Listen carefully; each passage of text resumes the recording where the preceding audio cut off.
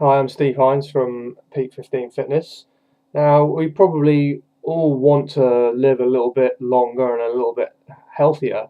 And we probably all know someone who's lived to the ripe old age of into their late 80s or early 90s, and these people may well have eaten bad foods and smoked or drank alcohol.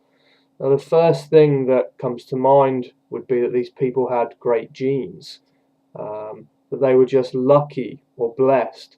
But for the vast majority of people, regardless of their genes, leading such a poor lifestyle, including eating a poor diet, leads to premature death from diseases such as heart disease, cancer, or stroke. Now, clearly, genes do play a role in our health and longevity, but genes are not set in stone.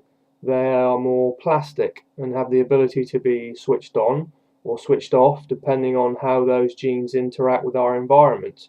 And our environment includes what we eat and what we drink. Expose your genes to a poor environment and they may mutate and cause breast cancer or lung cancer. Expose your genes to a poor diet and they may cause heart disease. However, expose your genes to a clean and healthy environment, and including a great diet, and you may expect to live a long and healthy life. Now, the term from Johnny Bowden, genes load the gun, but environment pulls the trigger, is a nice analogy to explain how our genes affect the way and how long we live. One set of genes that have been identified to improve longevity are the SIRT1 genes. Now, we're all born with these genes. However, whether we express these genes and do actually live longer is down to the way we live our lives. When you increase the activity of the SIRT1 genes in animals, it slows down the aging process. Now, this has been shown to be true in over 2,000 scientific studies, from yeast cells to fruit flies, from mice to rats and to monkeys. And sometimes this life extension has been up to 50% longer. It's incredible. Now, because of ethical reasons, there are not many human trials yet, but try simply adopting a few simple behaviors and you can turn up or turn on the activity of these SIRT1 genes and expect to reap the rewards. Researchers have shown that by reducing calories by about 30% can activate these SIRT1 genes. Now, my interpretation of this would be that we just eat way too many calories per day anyway. The Department of Health recommends a calorie intake of around 2,000 calories per day for women and around 2,500 calories per day for men. And there have been calls to increase these guidelines further by another 400 to 500 calories a day. Now, I believe these guidelines are a bit too high, and the vast majority of people have got no idea how many calories that they are consuming day to day.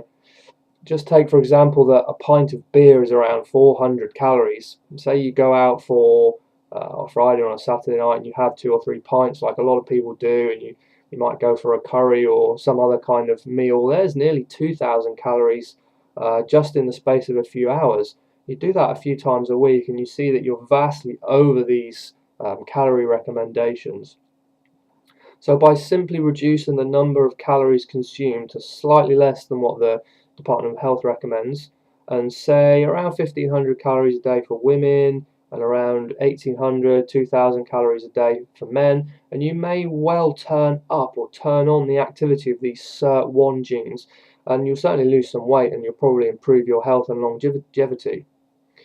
Now, there are exceptions to this rule. If you are younger and you're more active, or you're a bodybuilder or a sportsman, you're going to need those extra calories. So this information needs to be individualized to what you want to achieve in your life. However, as you age, let's say into your 50s and 60s, your health and your longevity may become more of a concern than trekking to Antarctica or being 100 pounds of lean muscle mass at 6% body fat. So this is when calorie restriction would become much more of a sensible thing to do as you age and as your health and longevity become more paramount. Another thing that's been shown to turn up the expression of the SIRT1 genes are compounds in plants known as polyphenols. Now, one compound or one polyphenol believed to be responsible for this increase in longevity is resveratrol, and this is a polyphenol found in grapes, red wine, and peanuts. And some scientists are suggesting that the lack of heart disease and longevity experienced by people who live in the Mediterranean, or sometimes called the French paradox, how the French people who eat a lot of fatty foods but drink a lot of red wine, may actually be down to this resveratrol consumption in the wine. Now, there's a lot of money being pumped into researching resveratrol and its effects on extending life, and we'll see these research studies come out in the years to come and see what they say.